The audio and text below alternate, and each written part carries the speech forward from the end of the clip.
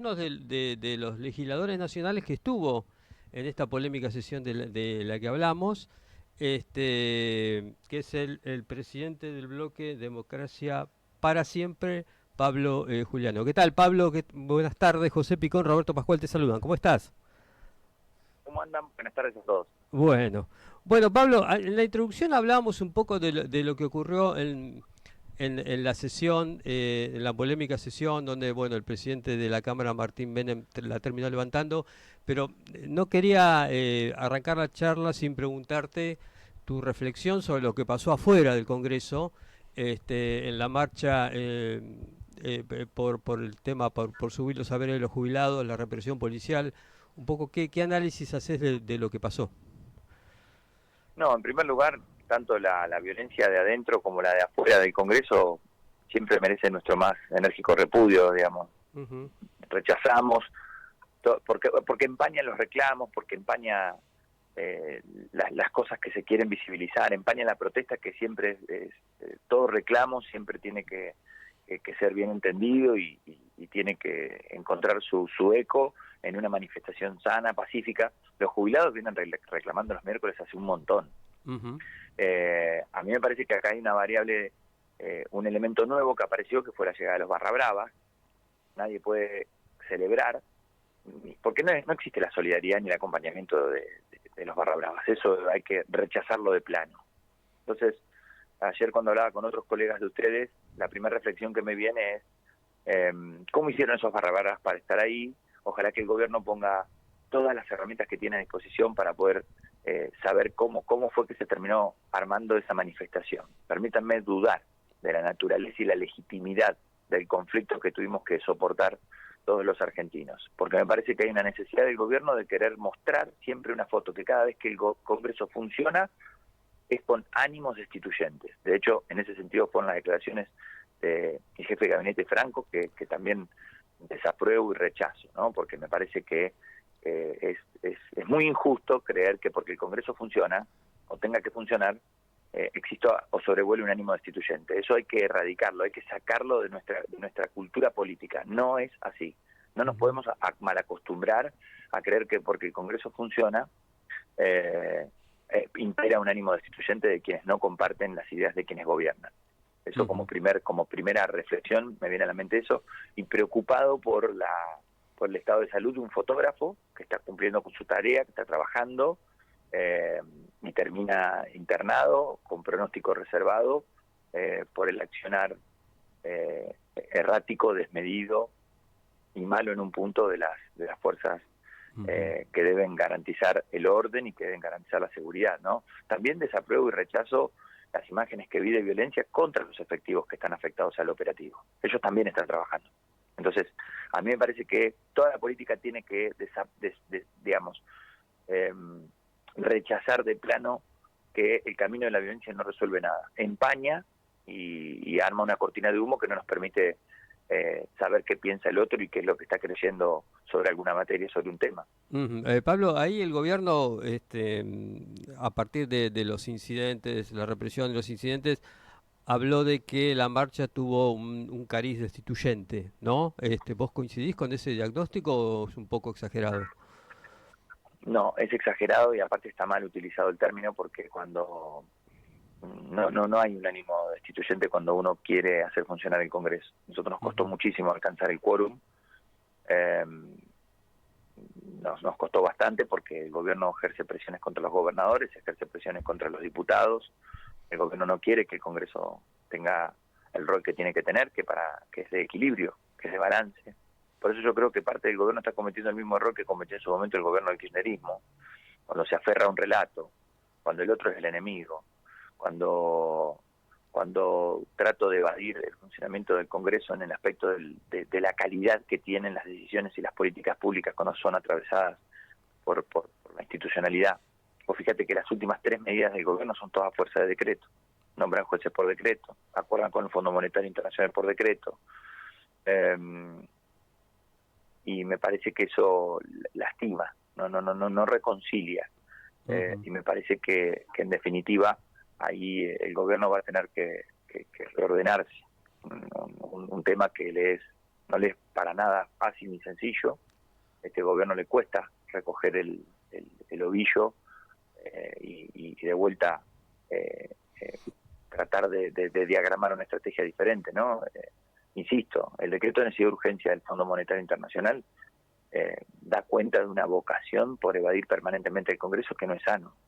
El presidente Menem levantó la sesión de manera intempestiva, construyen el relato de que no había quórum. Para la gente que nos está escuchando, el momento del quórum tiene que reunirse al momento de alguna votación. No estábamos votando nada en ese momento. Hay un momento en las sesiones que son para distintas manifestaciones, cuestiones de privilegios se le llama, en donde los diputados opinan de distintos temas que van pasando en sus provincias, en sus regiones y demás. Entonces no estábamos votando nada. En ese momento estaban haciendo uso de la palabra, si no me equivoco, la diputada por la izquierda, por una cuestión de privilegio, de algún tema, y no hace falta que los diputados estén sentados físicamente. Entonces hay una maniobra de comunicación de querer intentar mostrar que no había quórum cuando en realidad sí lo había. Éramos más de 130 y pico los diputados que estábamos en el recinto, y por supuesto después la combinación de la violencia interna dentro de la bancada de La Libertad Avanza, ¿no? A los empujones, Almirón contra Sago, tirándole agua a una diputada a la otra, increpándola de por qué daba quórum. Todas escenas deplorables que vuelven infantil la política argentina y la alejan de lo que debiera ser. Antes de seguir con el tema de lo que pasó dentro del Congreso, a mí lo que me genera bastante ruido es que los incidentes del otro día comenzaron bastante antes de la reunión, antes de la hora prevista para el encuentro en el Congreso, y otras manifestaciones, inclusive que ha promovido la Unión Cívica Radical, se han hecho sin ningún tipo de incidente. O sea, aparentemente los incidentes comienzan a partir del accionar de la policía. ¿Qué te parece vos eso? Es extremadamente, me llama también muchísimo la atención, porque el horario pautado es de las 5 de la tarde y los incidentes comenzaron a las 4. Entonces a mí todo me lleva a pensar y a una conclusión que espero no sea apresurada, de que hay una necesidad del gobierno de querer tapar el resultado de la sesión. Y hay algo muy bueno que pasó en la sesión. Se aprobó por 230 votos, por unanimidad, la emergencia económica, administrativa, financiera y educativa de Bahía Blanca, generando 90 días una serie de facultades al Poder Ejecutivo para que pueda instrumentar todo lo que haga falta para la reconstrucción de Bahía Blanca. Y la otra parte interesante, esto fue un pie sobre la vereda, sobre la realidad de parte del Congreso, y la otra fue que le dimos procedencia a todos los proyectos, por eso se llama emplazar a las comisiones, para que traten todos los proyectos vinculados con las criptomonedas. Yo estoy convencido que cada vez que este gobierno le menciona la palabra criptomoneda o libra, pierden el eje, pierden la compostura y tienen la necesidad de taparlo a como de lugar, incluso con el uso de la fuerza, y eso es peligroso, porque lo que se hizo fue clausurar una sesión en pleno sesión, con quórum, con todas las representaciones políticas de distintos bloques, todos presentes, a la luz del día, a los ojos de todos. Entonces, me preocupa que empiece a haber en la Argentina niveles. Una cosa es un análisis político, que uno pueda coincidir, si se vuelca por un DNU, o no, o se viene directamente al Congreso para buscar el acuerdo y el consenso. Otra cosa muy distinta es que sea, yo creo, el gobierno orquestando situaciones que terminan en muchísima violencia, y todo para tapar un escándalo que es como intentar tapar el sol con un dedo. Pablo, el tema está judicializado acá, pero sí, también está judicializado en Estados Unidos. Pablo, y en esta línea habría que notar digamos, la prepoteada esta de Santiago Caputo a tu compañero de bancada Facundo Manes, digamos, esta reacción del gobierno está en esa línea. ¿Cómo lo interpretás? ¿Eso fue otro hecho?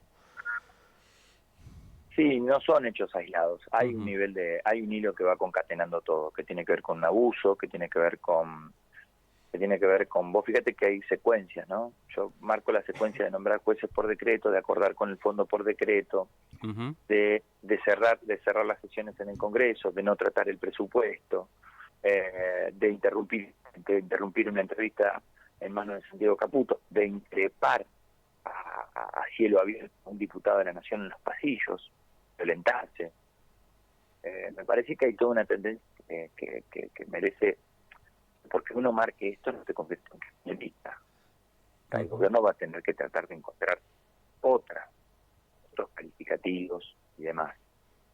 Me parece que se está cruzando una raya, que todos desde cada uno de nuestros lugares, adhiriendo o no a lo que propone Javier Milei, acompañándolo o no. En esa noche Facundo Manes dijo una frase muy interesante. ¿Cuál es el precio de que nos baje la inflación? Entregar la calidad de la democracia, porque me parece que... ¿Se cortó? Pablo, parece que se nos cortó, Sí. Vamos a ver si lo podemos recuperar a Pablo Juliano. Sí, se ve que se ha cortado. Un poco nos estaba relatando Juliano. esta cuestión de la sesión del Congreso, que fue muy polémica, y que él lo enlaza de alguna manera, con una serie de actitudes del gobierno nacional, concatenadas, que bueno, son, él cree que no están en sintonía con lo que debe ser el funcionamiento de la democracia. Pablo, ¿te recuperamos? Hola. Gracias, perdón, ese corto no sé qué pasó. Se cortó, no importa. Pablo, bueno, entonces, a partir de todo esto que nos describías, ¿vos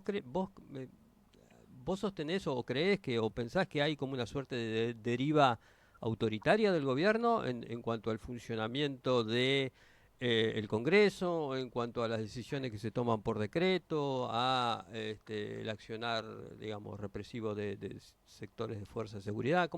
¿Cómo lees esto? ¿Cómo interpretás? Sí, y es alarmante, sí, porque una cosa es, o sea, si uno lo pone aisladamente, rápidamente encuentra como una manera de explicarlo por otro lugar, pero en el conjunto, digo, el Congreso destituyente, si el Congreso de hace un mes atrás aprobó las iniciativas que giró el presidente de la Nación, aprobamos la suspensión de las primarias, aprobamos ficha limpia, acá lo que hay es doble vara. ¿Sí? Acá hay un grupo de republicanos falsos, truchos, que defienden la república cuando les conviene, que quieren transparencia cuando les conviene, cuando no los molesta a los jefes de ellos. Y esto hay que decirlo bien clarito. Yo quiero que haya ficha limpia, sí. Quiero que el Congreso cumpla su función jurisdiccional también. Sí.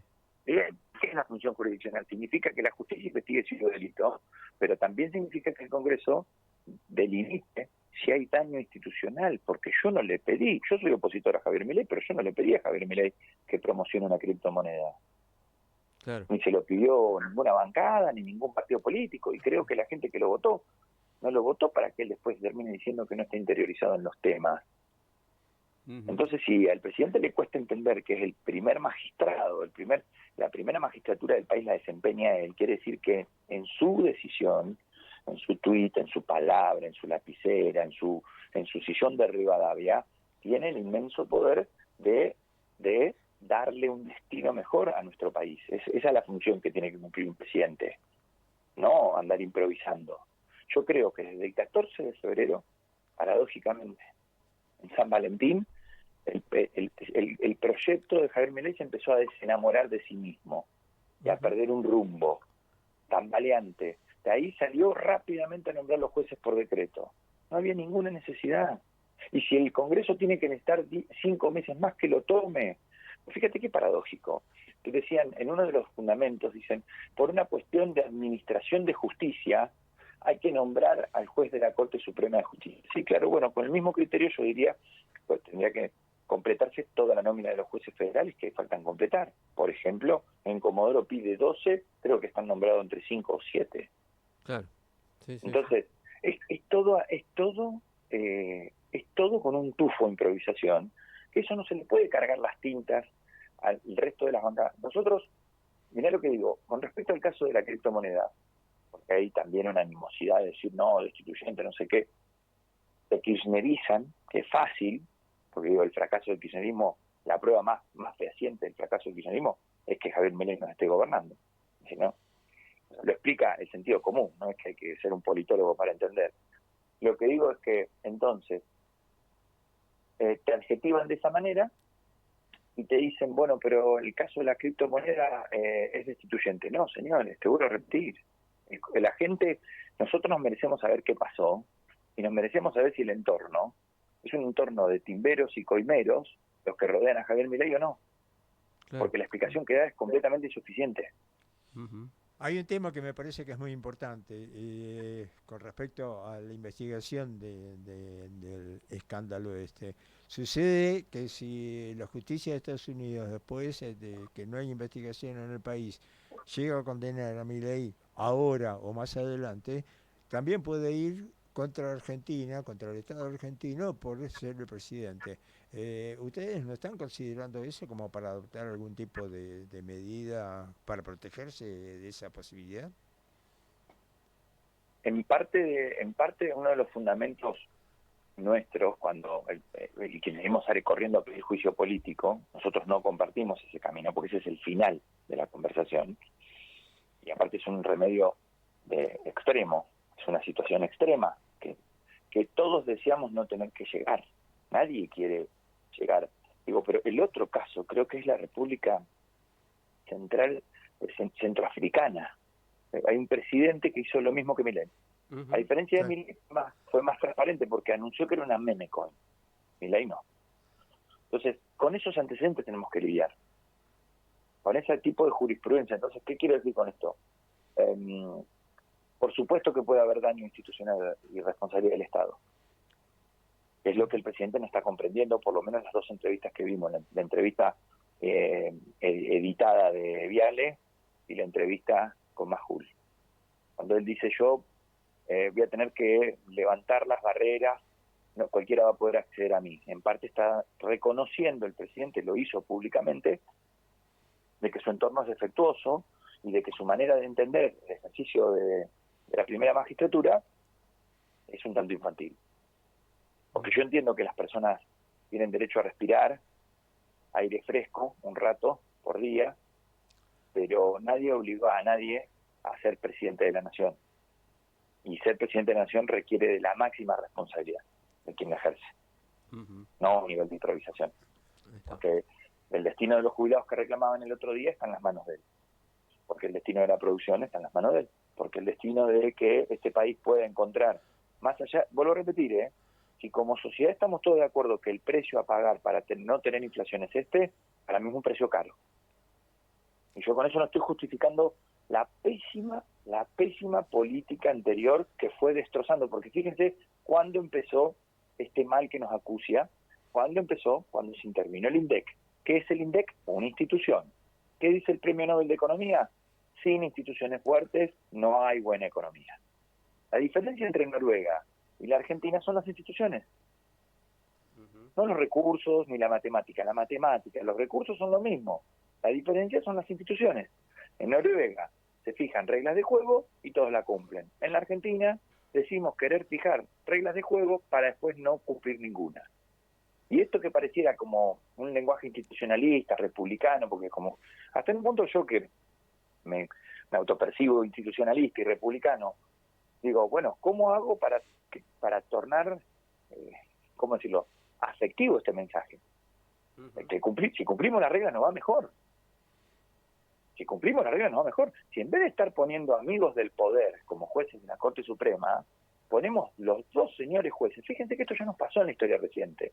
Yo recuerdo, era muy chico, recién llegaba a estudiar acá a La Plata, cuando en el 2006, 2007, corríjame, no me acuerdo bien el año, pero sé que fue ahí, yo recién empecé a estudiar abogacía, se la nombra la doctora Argibay, miembro de la Corte menemista. Sí. La sociedad entendía que había que hacer un juicio político contra esa corte. Y también entendía que era momento de que llegara una jueza que, me acuerdo que nosotros como estudiantes, y yo no era ni de la misma extracción ideológica de la doctora Argibay, pero para mí la doctora Argibay era una inspiración, que recién empezaba a estudiar Derecho. Y cuando vino a nuestra facultad y cuando dio charlas, era alguien que digno de generarnos respeto. Es así como se fortalecen las instituciones y la historia de un pueblo. Que nos inspiren, que nos den respeto, que cuando un juez esté sentado ahí, por lo menos tengamos una lucecita en el fondo del camino de que algo puede funcionar. No que está puesto todo. Milei venía a terminar con la casta. Y la manera en que está completando el staff de la Corte, la manera en que se rodea, yo lo escucho al ex gobernador Rucauf hablar, y a mí me genera una descompostura. Porque Rucauf, yo era chico también, y me acuerdo cuando nos daban una zapatilla con la firma de él y nos prometían la otra después de la elección, al pueblo de la provincia de Buenos Aires. Alguien que le hizo eso a su pueblo, tiene el tupé de querer contarnos y disfrazarse de geopolítico. Todo este tufo de improvisación. Yo insisto, fíjense cuánto ha fracasado la política en Argentina y cuánto ha fracasado la buena oferta política, la que decía, che, bueno, esto no está andando bien, lo tenemos que mejorar. Esto lo tenemos que mejorar porque esto no puede andar por acá. Tanto ha fracasado que todas estas barbaridades siguen sucediendo y son a diario los que llevan la voz cantante. No hay ni por asomo atisbo de solución en medio de todo este caldo. Guillermo Franco trabajó hasta hace 4 minutos con el kirchnerismo, trabajaba con Daniel Scioli. Claro. Y no es porque Daniel Scioli significa algo malo, pero me parece que es todo un candombe que ahora se sientan en un pedestal para decir que vienen a terminar con la casta. Entonces yo creo, hay una ruptura del diagnóstico por parte del gobierno muy severo, muy dramático, que nos tiene que preocupar. Pablo, hay una cosa, un detalle que a mí me preocupa mucho. Yo creo que la salida es con más política, no con menos política. Y desde los partidos populares, digamos, se pudo poner barreras contra el avance del autoritarismo en distintos momentos históricos del país. Qué sé yo, la salida de la dictadura, en el 2001, que hubiera sido un desmadre total, y en otros momentos. Entonces, el tema es cómo hacemos para confluir en algunos puntos. Por ejemplo, la corte anterior a esta tenía un bien ganado prestigio. ¿Cómo se hace para avanzar en ese terreno? Yo creo que abandonando el eufemismo, la política tiene que, después del 2023, si la política no se allana así a tener un diálogo entre periodista y diputado sincero, no se puede. Porque eso es cierto, la política, por ejemplo, le queríamos poner globo a una decisión difícil. Eso también hay que reconocerlo. Cuando la política le deja avanzar terrenos al marketing, para solo jugar a la Olimpiada y ganar elecciones, estamos en un problema. Porque ahí yo sí le concedo un acierto a Javier Milei.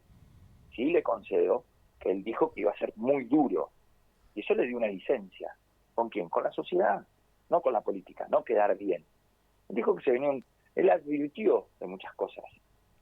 O sea que después las sociedades cansadas, abatidas y agotadas en esa representación fraguada, me parece que es donde él tiene esta licencia. Muchos dicen, bueno, pero ¿quién si no? La pregunta que nos tendríamos que empezar a hacer es, bueno, ¿quién? Pero no quién porque las sociedades se van reconfigurando así, se están moviendo.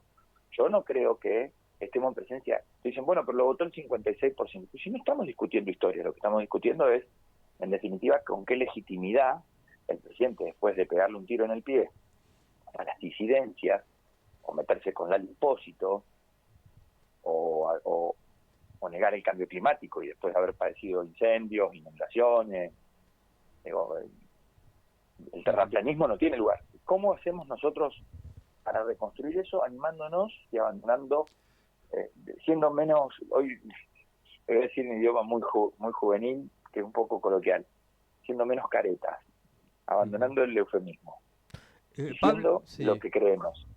Pablo, un poco en esa sintonía te quería preguntar, ¿qué están pensando con Facundo Manes de cara al año electoral?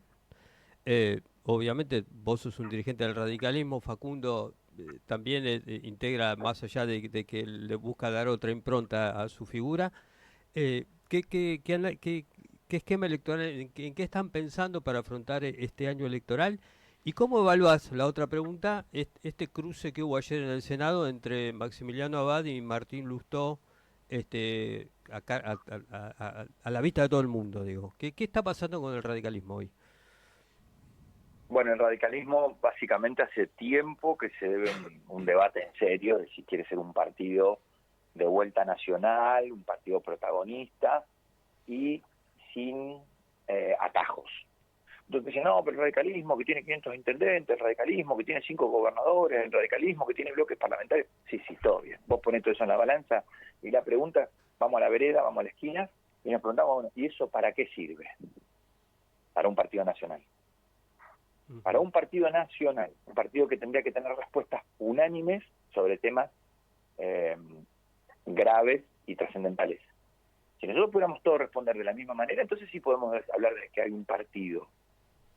Entonces ahí es donde viene con respecto a lo que vos me planteás de la discusión de ayer. A mí no me gusta que las discusiones que tienen que ser internas se den en una comisión en donde estamos discutiendo los jueces de la Corte. Sí. Si estamos discutiendo los jueces de la Corte, no, me parece que nos tenemos que atener a la conversación de los jueces de la Corte, por respeto a esta parte primera de la entrevista, en donde decíamos de la importancia que tiene ser claro y contundente si acompañas o no acompañas a un juez. Punto. Si un juez tiene 300 denuncias, y bueno, ¿qué te diga? Es muy difícil inventarle 300 denuncias a un juez. Hay que ver ahí. Y tú dices, bueno, pero ya es juez federal. Bueno, entonces hagamos algo para que no siga siendo juez, chicos. O sea, eso es lo que tiene que empezar a pasar. Entonces, a mí no me gusta que las conversaciones que son internas se libren en lugares que no corresponden. Eso da cuenta del nivel de gravedad que tiene el radicalismo. Sí. En segundo lugar, el radicalismo de la provincia de Buenos Aires no dice nada. Es un radicalismo extorsivo, hay que decirlo también sin trampas. Ajá. Es un radicalismo que está en conversaciones ultra casta y yo no lo veo haciendo un planteo. Por ejemplo, el año pasado se le votó el endeudamiento y el presupuesto al gobernador y después se quisieron disfrazar de opositores. Habló del bloque oficial del UCR, Sí. el de García Arena, ¿me entendés? Entonces digo, ahí hay una responsabilidad de un silenciamiento muy severo del radicalismo que no sí, presentamos un pedido de informe por los idiomas. Bueno, me parece que idioma lo creó el último gobernador, corríjanme ustedes, si el último gobernador que nació en La Plata había sido el gobernador de la época de Ilia, se me fue el nombre. Entonces, los radicales sabemos que es idioma, o el Anselmo espíritu Marini, de ¿no? idioma. Marini. Anselmo Marini, yo creo. Sí. ¿Entendés? Pero ves ahí como hay una pérdida de identidad. Idioma lo creó Anselmo Marini. Y bueno, hay que discutir idioma. Mirá cómo está. Mirá cómo está. Vos podés mirar para el costado un idioma. Ahora, otro tema. El radicalismo, por ejemplo, de la provincia de Buenos Aires, no dice nada en materia de seguridad. Uno de los gobernadores que está haciendo bandera en ese tema, con casi 40 reformas en la legislatura de Santa Fe, es Maxi Puyaro. Mirá si nosotros no podemos tener ahí un hilo conductor que nos pueda permitir en el conurbano y en el interior, porque el tema de seguridad en la provincia de Buenos Aires ya no distingue el interior y del conurbano. Lamentablemente es así. Antes por lo menos era un tema más de las grandes urbes. Entonces, yendo al punto, si el radicalismo de la provincia de Buenos Aires no dice nada, es solo una estructura de acuerdo para sostener espacios para que no digan nada, a mí me parece que eso no tiene destino. No tiene destino así. ¿Sí? No hizo una reflexión severa con respecto a no tener candidato a gobernador. El radicalismo a nivel nacional se fue, uno con Patricia Bullrich y el otro con Horacio Rodríguez Larreta. Después en la provincia de Buenos Aires pasó lo mismo.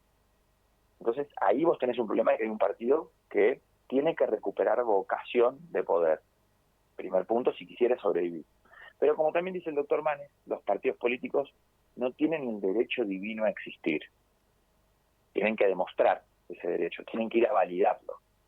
Lo validan con el acompañamiento de la gente. Entonces, nosotros no estamos viendo en esta cuestión de dicen, no, bueno, pero si la Libertad Avanza no nos abre la puerta, armemos Juntos por el Cambio. Fenomenal. Juntos por el Cambio no anduvo en la elección y ahora querés armarlo Juntos por el Cambio como una herramienta de extorsión a la Libertad Avanza. Qué mal te veo. Cortemos camino. Nosotros con el kirchnerismo, o sea, con el oficialismo de la provincia de Buenos Aires, no vamos a confluir electoralmente. ¿Sí? No vamos a estar en la misma papeleta. Lo mismo con la Libertad Avanza. A mí me gustaría que determinados dirigentes de la provincia de Buenos Aires tengan la misma claridad con la que nosotros estamos dispuestos a comenzar cualquier diálogo. Después se verá cómo se encuentra un espacio que redima la conversación con la sociedad, más fácil, más fresco y demás.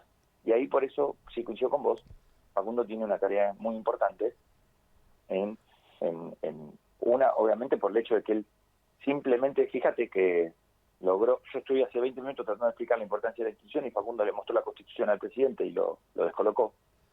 Ujú. Entonces Facundo tiene una voz muy importante, y tiene una mirada puesta desde hace tiempo, en donde viene diciendo que determinadas estructuras no iban a funcionar, y en donde en realidad la Argentina, para que salga adelante, tiene que poder encontrar como otros canales.